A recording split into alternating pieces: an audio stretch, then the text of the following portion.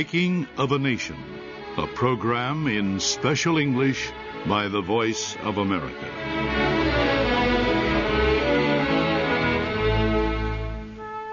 History usually is a process of slow change. Customs and traditions flow slowly from day to day. However, certain single events also can change the course of history. Napoleon's defeat at Waterloo was such an event. So was the first airplane flight by the American inventors, the Wright brothers, or the meeting between the Spanish explorer Cortés and the Aztec king Montezuma. All these events were single moments that changed history. And so it was, too, with the Japanese attack on Pearl Harbor on December 7th, 1941.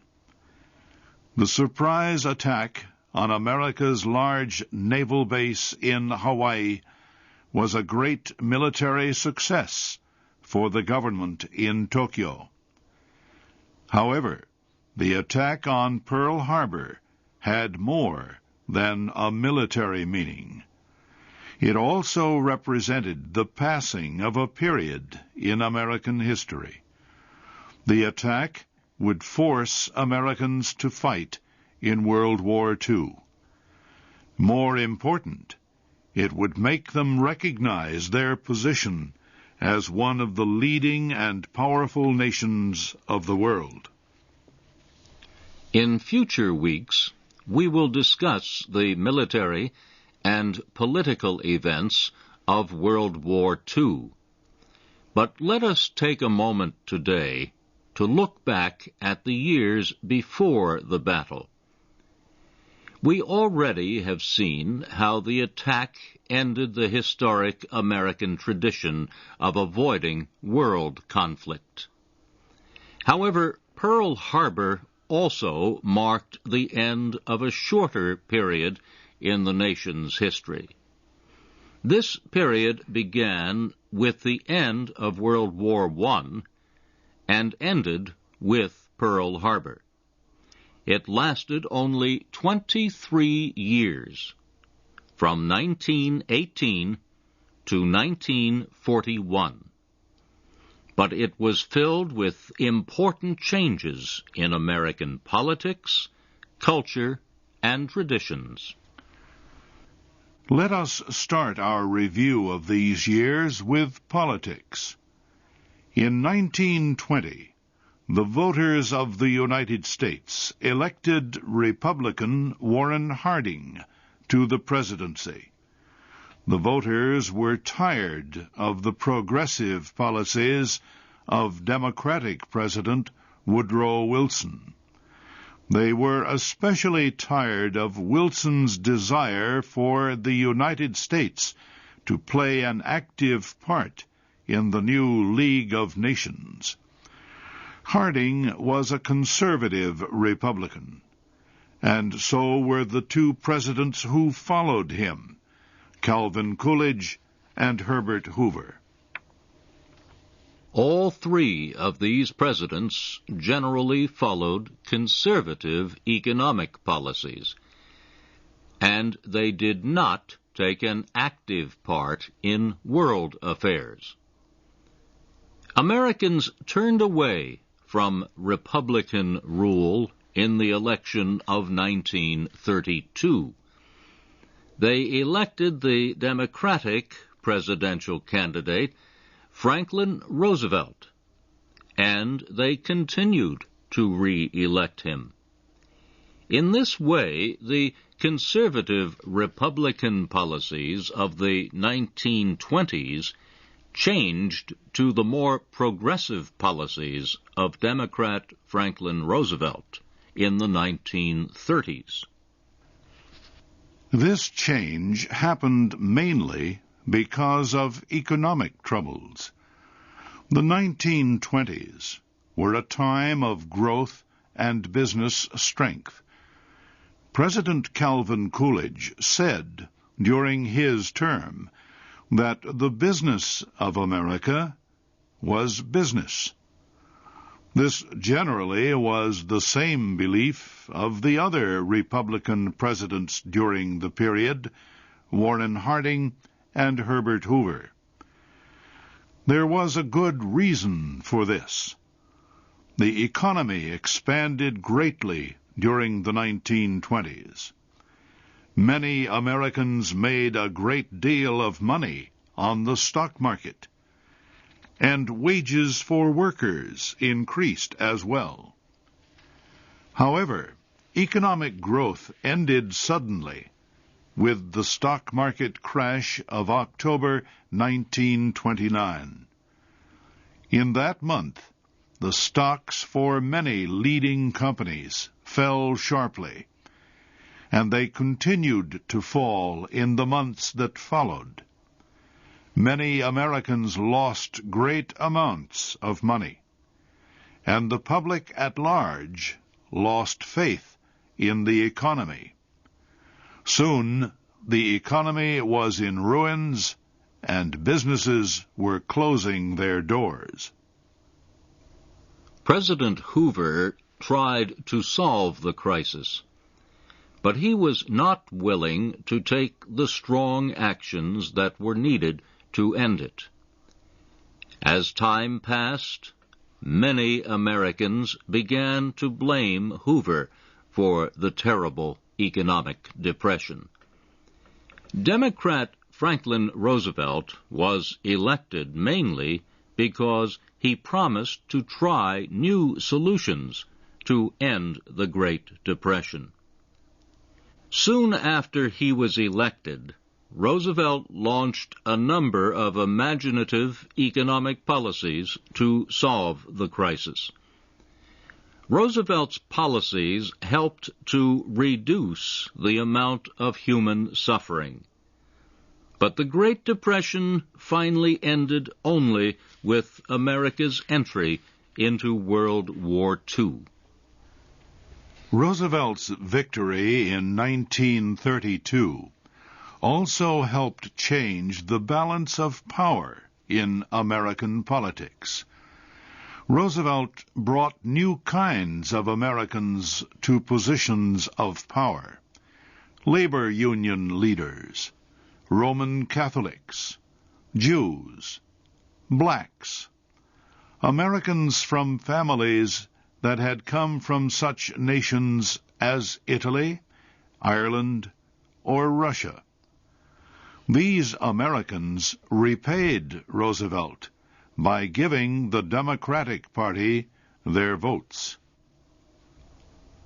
The 1920s and 30s also brought basic changes in how Americans dealt with many of their social and economic problems.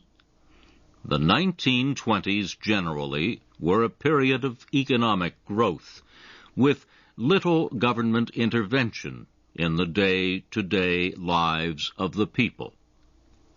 But the terrible conditions of the Great Depression during the 1930s forced Roosevelt and the federal government to experiment with new policies.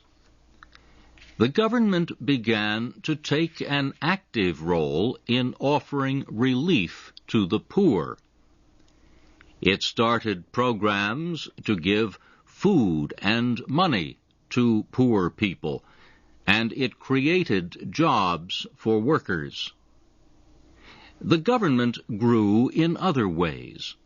It created major programs for farmers. It set regulations for the stock market. It built dams, roads, and airports. American government looked much different at the end of this period between the world wars than it did at the beginning.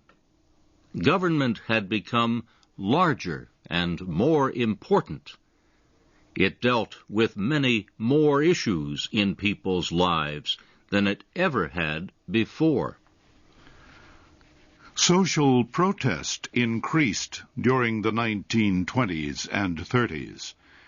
Some black Americans began to speak out more actively about unfair laws and customs.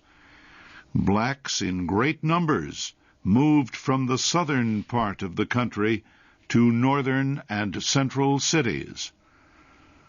The 1920s and 30s also were an exciting time of change for women. Women began to wear less traditional kinds of clothes. Washing machines and other inventions allowed them to spend less time doing housework. Women could smoke or drink in public, at least in large cities, and many women held jobs. Of course, the women's movement was not new. Long years of work by such women's leaders as Elizabeth Stanton and Susan Anthony had helped women win the right to vote in 1920. The 1920s and 30s also were important periods in the arts. Writers such as Ernest Hemingway, William Faulkner, Eugene O'Neill, and others made this what many called the golden age of American writing. Frank Lloyd Wright and other architects designed great buildings. Film actors like Clark Gable and radio entertainers like Jack Benny did more than make Americans laugh or cry. They also helped unite the country. Millions of Americans could watch or listen to the same show at the same time. Politics, the economy, social traditions, art. All these changed for Americans during the 1920s and 30s. And many of these changes also had effects in foreign countries beyond America's borders. However, the change that had the most meaning for the rest of the world was the change produced by the Japanese attack on Pearl Harbor. America's modern history as a great superpower begins with its reaction to the attack on Pearl Harbor. It was a sudden event in the flow of history.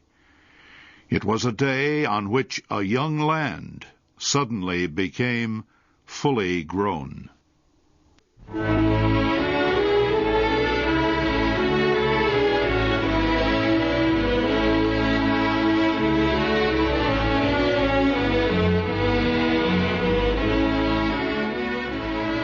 You have been listening to The Making of a Nation, a program in special English by the Voice of America.